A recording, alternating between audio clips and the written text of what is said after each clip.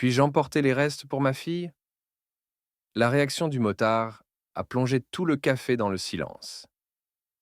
C'était une après-midi glaciale dans une petite ville de province, quelque part entre Rouen et Le Havre, où le temps semblait couler plus lentement qu'ailleurs. Le ronronnement des vieilles voitures se mêlait au vent d'hiver, et dans le seul café encore ouvert à cette heure-là, un vieux dîner rétro aux murs turquoise et aux banquettes rouges, régnait une chaleur simple, un parfum de café brûlant et de pain grillé. Le néon ouvert clignotait faiblement au-dessus de la porte, projetant sur le carrelage des éclats roses et bleus, et le jukebox, oublié dans un coin, jouait encore un vieux morceau de Joe Dassin.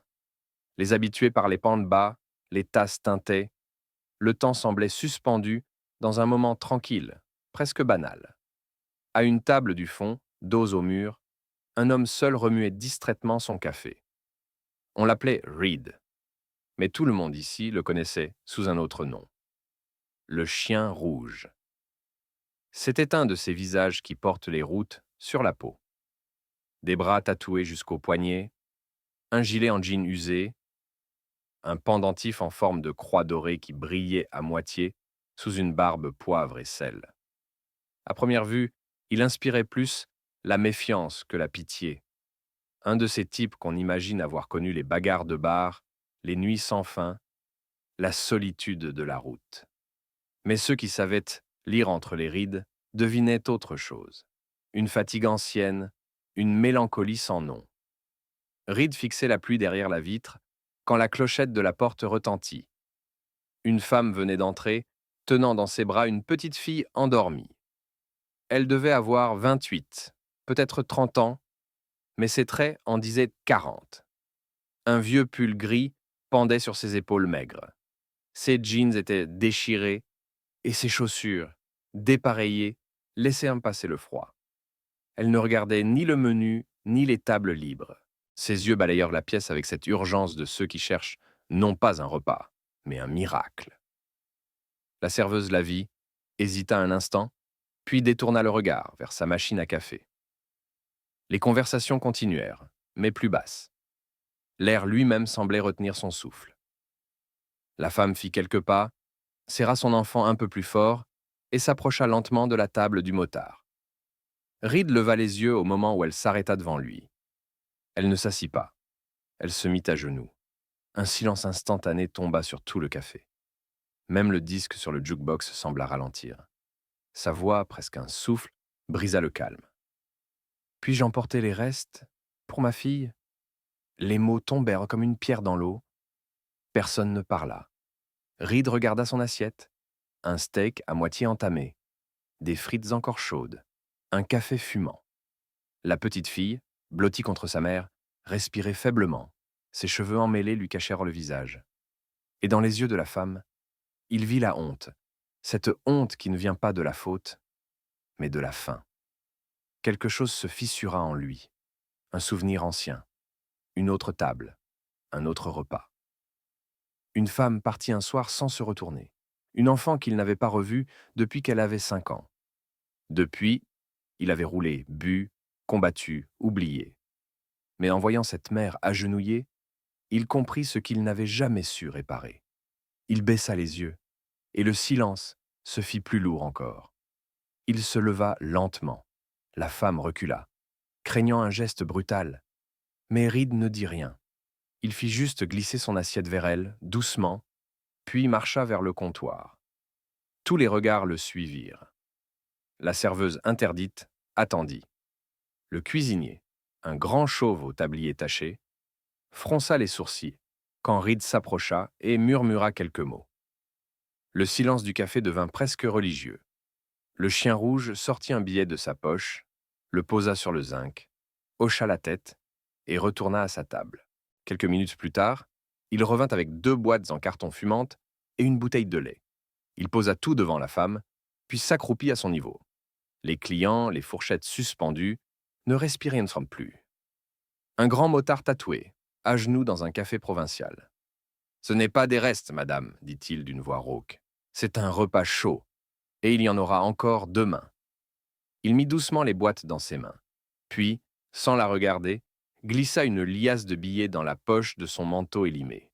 La femme balbutia. Pourquoi, pourquoi vous faites ça, moi, ça?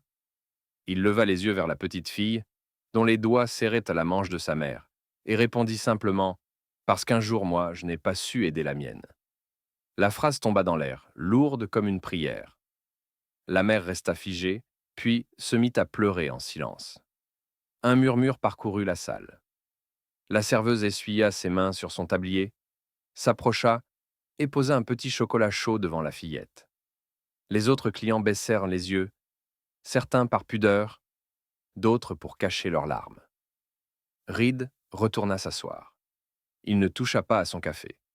Il regardait la porte, et dans le reflet du néon, il voyait la silhouette de la femme partir, l'enfant endormi contre son épaule. Le tintement des verres reprit, les discussions murmurées renaquirent. Mais la pièce n'était plus la même. Quelque chose avait changé dans l'air. Comme si la gentillesse, cette vieille notion qu'on croyait morte, venait de se rappeler qu'elle savait encore respirer. Quand la porte se referma derrière elle, Reed ferma les yeux. Ce qu'il ressentait, il n'aurait su le nommer. Peut-être de la paix, peut-être du pardon. Il resta là un moment, immobile, les mains croisées, avant de sortir à son tour, son gilet jeté sur l'épaule. Dehors, la nuit tombait sur le port. Les lampadaires allumaient leur lumière orangée sur le pavé humide. Il enfourcha sa moto, serra la clé, et dans le rugissement du moteur, il lui sembla que quelque chose en lui se détachait enfin. La route longeait la Seine, puis se perdait dans les bois. Reed roulait sans savoir où il allait. Le vent s'engouffrait dans son blouson, et pour la première fois depuis longtemps, ce n'était pas pour fuir. Chaque virage emportait un souvenir. Chaque kilomètre effaçait un regret. Et au fond de sa poitrine, là où la colère avait dormi trop d'années, il sentit une chaleur nouvelle, celle d'un homme qui vient de poser un fardeau invisible. Il pensa à la petite fille, à la sienne quelque part peut-être, et à cette femme qu'il n'avait jamais aidée à temps. Ce soir, il n'avait pas racheté son passé, mais il avait empêché quelqu'un d'autre de vivre le même. Et cela suffisait. Dans le café, après son départ, personne n'avait retrouvé le fil de la journée. La serveuse, en rangeant les verres, avait dit à voix basse : « Vous avez vu ce qu'il a fait ?» Un client répondit : « Oui, et je crois qu'on s'en souviendra. » Et c'est ainsi qu'une simple question, murmurée par une mère à bout de force : « Puis-je emporter les restes pour ma fille ?» fit taire tout un café, et rappela à tous que la bonté n'a pas besoin de bruit. Plus tard, sur la route éclairée par les phares, le chien rouge souriait.